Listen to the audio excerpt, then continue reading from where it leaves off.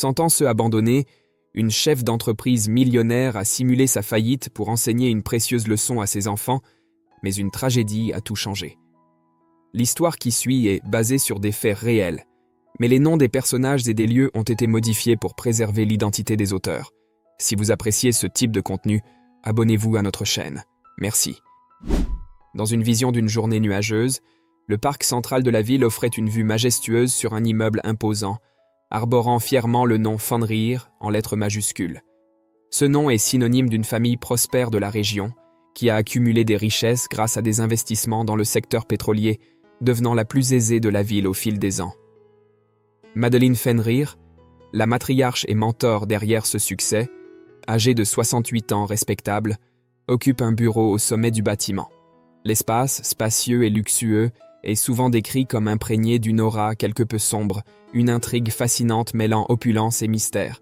Sur les murs, des tableaux somptueux dépeignent des moments emblématiques de l'histoire de la Fenrir Corporation, tandis que des meubles raffinés ajoutent une touche d'élégance. La physionomie de Madeleine est le reflet du parcours qui l'a menée au sommet du monde des affaires.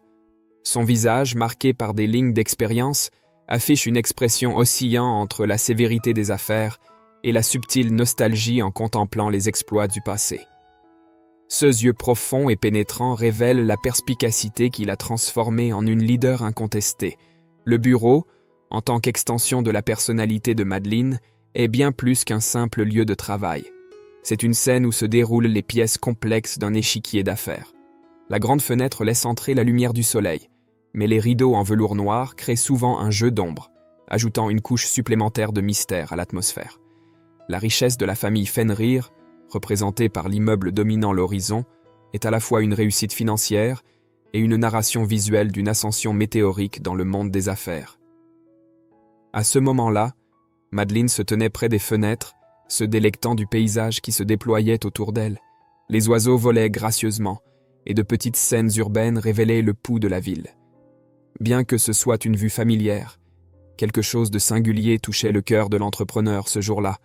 Madeleine, détentrice d'un pouvoir et d'une fortune capable d'acquérir pratiquement tout autour d'elle, capable d'investir dans d'innombrables triomphes, éprouvait une mélancolie inhabituelle en ce moment. La réalisation que son influence s'étendait à de vastes possibilités ne parvenait pas à dissiper la sensation unique qui l'entourait à ce moment précis. En se tournant vers son bureau, elle tomba sur une photographie ancienne posée sur la table. Sur l'image, sa famille rayonnait de bonheur. Son mari Miguel et ses enfants Esmée, Poul et Alexander, tous arborant des sourires chaleureux. C'était une expression qu'elle ne retrouvait pas dans ses jours récents, évoquant une nostalgie et une solitude profonde. Madeleine, tenant la photo avec des larmes aux yeux, plongea dans le souvenir de la perte de son bien-aimé Miguel, décédé il y a une décennie dans un accident de moto dévastateur. La photographie, comme un portail vers le passé, capturait un moment où le rire résonnait librement dans sa maison. Les expressions joyeuses de sa famille, figées dans l'image, mettaient en évidence un contraste frappant avec la solitude qui l'entourait désormais. Madeleine s'immergea dans des réflexions sur l'ironie de sa fortune millionnaire, réalisant que l'argent ne pouvait offrir le trésor le plus précieux, la santé, la vie, et surtout la chaleur humaine et l'affection des êtres chers. Et ces enfants, bien qu'habitants de la même ville, la visitaient rarement, absorbés par leurs propres obligations et vie familiale. Un sentiment d'abandon l'entourait, aggravé par l'annulation soudaine d'une tentative d'organiser une réunion familiale. La situation la laissait attendre en vain, plantée et blessée. La richesse matérielle qui imprégnait sa vie ne comblait pas le vide émotionnel qui s'installait dans son cœur. Madeleine, malgré sa position privilégiée, aspirait à quelque chose que l'argent ne pouvait acheter, la présence et l'affection sincère de sa famille. Ces enfants, absorbés par leur propre chemin, semblaient distants, et la frustration augmenta lorsque l'initiative de promouvoir une réunion fut brusquement annulée, la laissant avec un sentiment d'impuissance et de douleur. Intriguée par les réflexions sur le temps et submergée par la nostalgie provoquée par la photographie, Madeleine prit une décision significative. Dans un geste d'amour maternel, elle choisit d'alléger la charge de travail de ses enfants, réduisant leurs heures et mettant à disposition des submanagers pour les soutenir. Cependant, au lieu de profiter du temps libre pour des moments en famille, Ils optèrent au un pour des voyages, la gestion des affaires en ligne et la connexion avec l'entreprise via des appels vidéo, frustrant les espoirs de Madeleine d'une reconnexion familiale. La tentative de Madeleine de créer de l'espace pour la famille était motivée par le désir authentique de reconstruire des liens usés. En réduisant les heures de travail de ses enfants et en fournissant un soutien supplémentaire, elle espérait ouvrir la voie à des moments partagés où les obligations professionnelles cédèrent la place à l'union familiale. Cependant, les choix des enfants ont révélé des priorités distinctes, axées sur des activités individuelles et la gestion à distance des affaires. Un jour donné, en essayant d'inviter un collègue de travail à l'accompagner pour faire des achats, Madeleine réalisa que tout le monde était occupé. Se sentant déçue, en sortant du bâtiment, ses yeux rencontrèrent un jeune homme admirant une image sur le mur principal de l'entreprise, un lac serein à côté d'une pittoresque maison de campagne. Intriguée, Madeleine entama une conversation et découvrit que le jeune homme travaillait sans relâche, ayant à peine de quoi se nourrir. L'invitation initiale pour la compagnie lors des achats, destinée aux collègues, devint une opportunité inattendue de connexion humaine. Madeleine, confrontée à l'image qui capturait la beauté d'une retraite paisible, ne satisfaisait pas seulement sa curiosité, mais découvrait également la réalité contrastante d'un collègue confronté à d'importants défis financiers. Surprise par la situation, Madeleine retint son irritation, laissa échapper un léger rire et s'approcha du jeune homme, lui demandant s'il souhaitait vraiment visiter l'endroit représenté sur l'image. Saisissant l'occasion, elle s'enquit du salaire du jeune homme, qui travaillait comme agent d'entretien, gagnant 600 €. Exprimant le désir de recevoir 1000 €, le jeune homme révéla ses circonstances. Intriguée, Madeleine demanda au jeune homme s'il est un employé de l'entreprise. Face à la confirmation, elle le surprend avec une proposition inattendue, ajuster son salaire à 2000 €. La question résonne dans l'air, et la réaction surprise du jeune homme souligne l'ampleur du changement proposé. Sa réponse, empreinte de gratitude et de surprise, résonne dans le bureau. Le jeune homme partage un peu plus sur son parcours, mentionnant que sa mère est malade et qu'il travaille dans l'entreprise depuis plus de 6 ans. Il exprime sa gratitude malgré le sentiment d'un gain insuffisant au fil du temps. Avec humilité, il s'excuse pour toute rudesse, expliquant que parfois la frustration le pousse à se confier, reconnaissant que quelqu'un n'est pas toujours là pour écouter. C'est à ce moment-là que Madeleine, touchée par l'histoire du jeune homme, l'invite à faire une promenade. Cependant, le jeune homme explique qu'il ne peut s'éloigner de la zone de travail car son quart de travail a encore quelques heures devant lui. Avec un sourire, Madeleine propose « Laissez-moi faire quelques appels et nous irons ensemble. Donnez-moi votre nom. » « Je m'appelle Tom, » répond le jeune homme. Après quelques appels, Tom se change et tous deux quittent l'entreprise. Au cours de la promenade, Madeleine découvre que Tom, âgé de 23 ans, est un immigrant originaire du Brésil. Bien qu'elle ne soit pas habituée à une alimentation déséquilibrée, Madeleine l'emmène manger quelque part, offrant un moment de détente et de partage d'expériences. En marchant, Tom rappelle à Madeleine la nécessité d'acheter quelque chose, à quoi elle répond « C'est vrai, d'ailleurs, votre salaire a déjà été déposé sur votre compte. » Le geste généreux de l'entrepreneur est accueilli avec gratitude, et les deux continuent à explorer la ville. Le voyage a révélé plus de détails sur la vie de Tom alors qu'il passait devant une concession automobile avec une imposante Mercedes-Benz sportive brillant à travers les murs de verre. La scène, qui contrastait avec l'humilité de la vie de Tom, symbolisait la disparité entre les mondes coexistant dans la même ville. L'expérience offerte par Madeleine a non seulement transformé la journée de Tom, mais a également ouvert les yeux de l'entrepreneur sur des réalités qui passent souvent inaperçues dans les couloirs du succès entrepreneurial. Le jeune homme, visiblement impressionné, s'exclama à voix haute « J'espère vivre assez longtemps pour en avoir un de ceux-là. » Madeleine, souriante, demanda « Et que feriez-vous avec l'un d'entre eux ?» La réponse du jeune homme fut sincère. « Eh bien, je vais être honnête, madame. Ma mère lutte malheureusement depuis de nombreuses années contre le cancer, une bataille qui lui prend la vie. Grâce à l'assurance que l'entreprise me propose, je peux m'occuper d'elle, mais le médecin a dit que sa lutte touchera bientôt à sa fin. Je lui ai promis que nous voyagerions dans une voiture de luxe avant qu'elle ne parte, et me voici, luttant jour après jour pour économiser et tenir cette promesse à ma mère. » La révélation du jeune homme apporta une profondeur émouvante à sa quête d'un rêve apparemment lointain. En écoutant l'histoire de Tom, Madeleine réalisa que derrière l'aspiration apparente à une voiture luxueuse se cachait une motivation profondément humaine. Le désir de procurer à sa mère un moment de luxe et de confort avant l'inévitable révélait non seulement la détermination de Tom, mais aussi son engagement en tant que fils. En écoutant l'histoire émouvante de Tom, Madeleine resta pensative un moment et dit « Je suis ici pour chercher une voiture pour le patron, et bien, j'ai besoin de les tester. Veux-tu m'accompagner pour un essai ?» La proposition surprit Tom, et ses yeux brillèrent d'excitation en acceptant promptement. Ensemble, ils choisirent et acquirent la voiture souhaitée. Madeleine appela ensuite le chauffeur de l'entreprise et demanda à Tom d'appeler sa mère, organisant pour qu'il soit récupéré et emmené découvrir le lac près de l'entreprise. Le chauffeur arriva rapidement, et Tom, ému, appela sa mère, partageant la nouvelle incroyable qu'elle pouvait à peine croire. Le tour commença, les conduisant au sommet d'une montagne, où ils furent gratifiés d'une vue époustouflante sur le lac. La journée prit fin, ils rentrèrent chez eux, et Tom exprima sa profonde gratitude envers Madeleine pour cette expérience unique. Madeleine, captant les sentiments de Tom, lui assura que le patron serait informé du travail exceptionnel qu'il accomplissait dans l'entreprise. Dans un geste affectueux, ils se serrèrent dans les bras et se dirent au revoir. Madeleine, en quittant Tom, ressentit une sensation de satisfaction d'avoir offert une journée spéciale à quelqu'un qui, malgré les difficultés, maintenait la détermination et la gentillesse.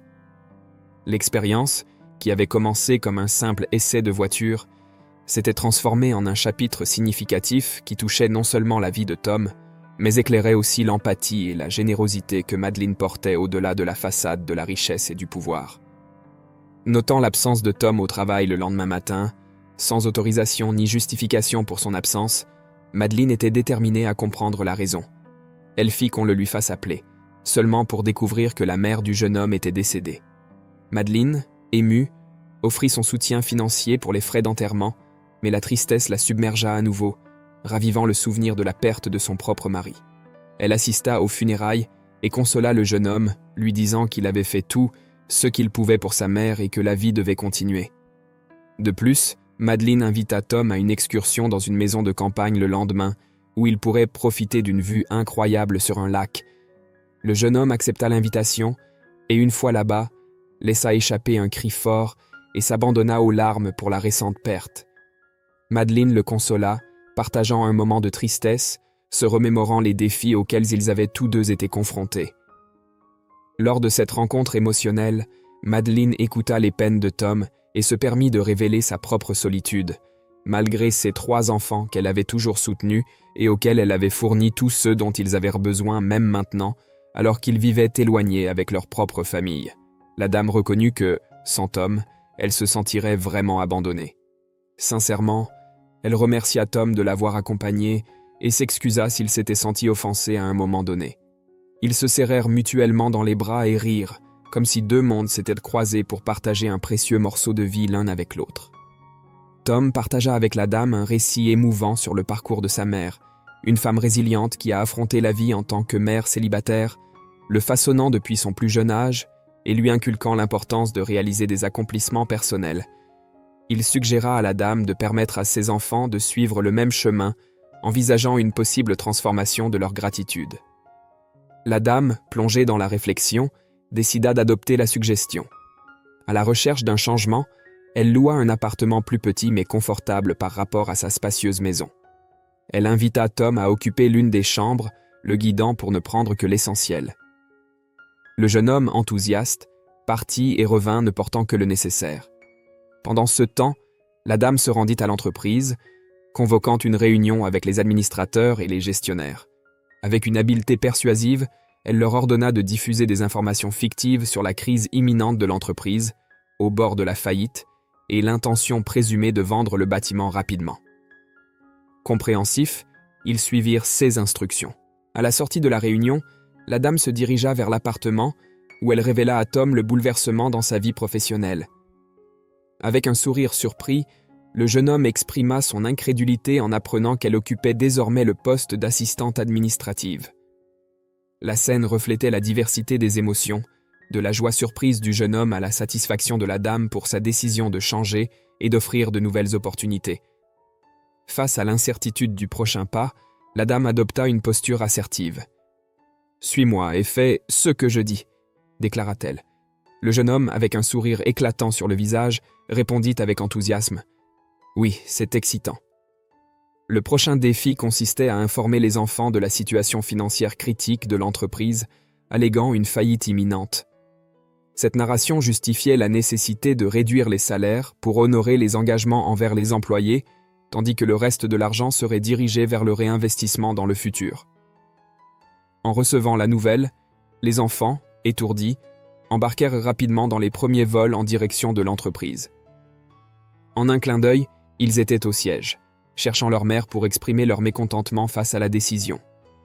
En fournissant l'adresse du nouveau domicile, la dame surprit en invitant ses enfants à un dîner chez elle, où elle promettait d'expliquer minutieusement la situation.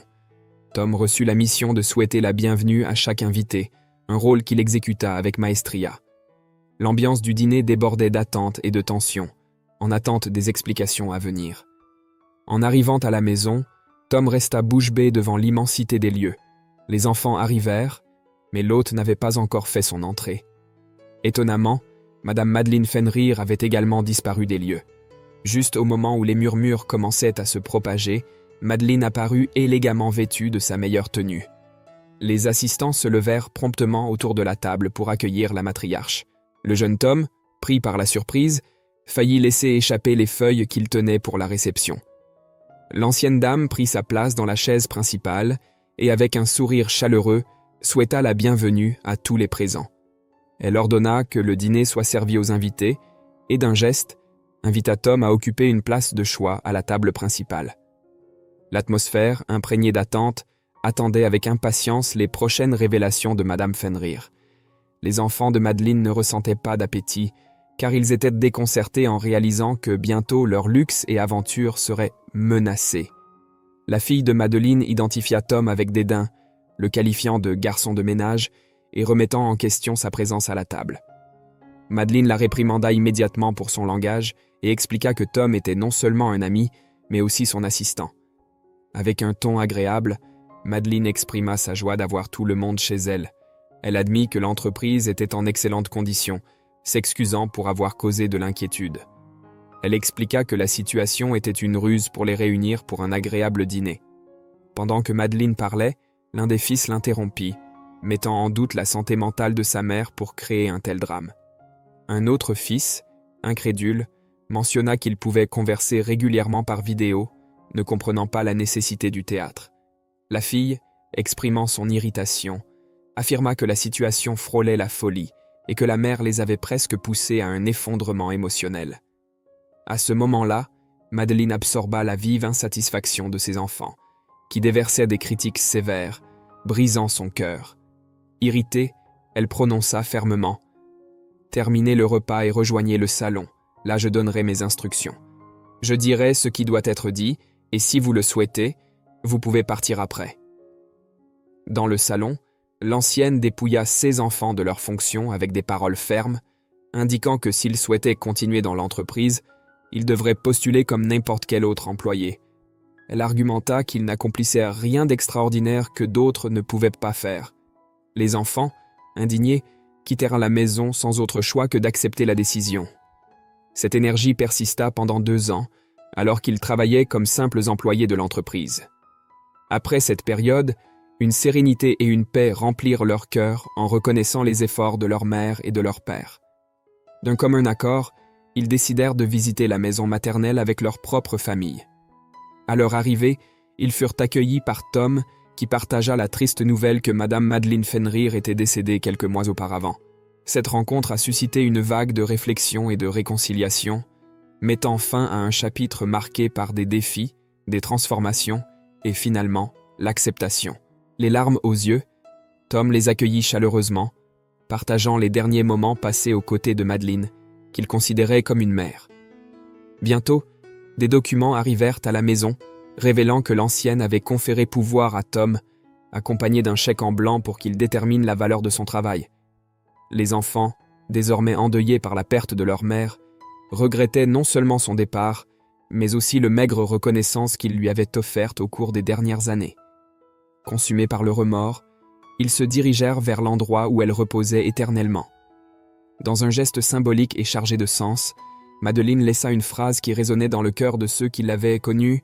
« Arrêtez d'acheter à vos enfants tout ce que vous n'avez pas eu et commencez à leur enseigner tout ce que vous n'avez pas appris. » Ce mot servait de rappel puissant sur les valeurs essentielles de la vie et l'importance de transmettre des connaissances et des expériences, dépassant la superficialité des réalisations matérielles.